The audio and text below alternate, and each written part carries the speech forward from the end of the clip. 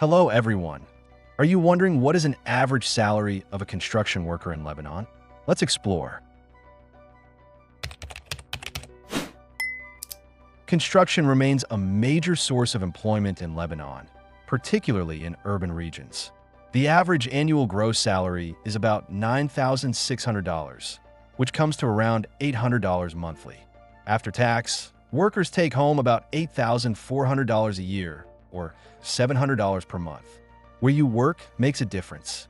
In Beirut and other major cities, salaries are often higher. In smaller towns or rural regions, pay can be much lower.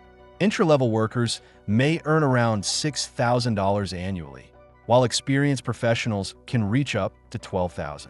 In most cases, having a university degree is not required, but those with one may move into higher-paying roles like construction management, while those without it usually stay in lower-paid labor positions. Please like the video and share your salary in the comments. Thanks for watching, and see you next time. Goodbye.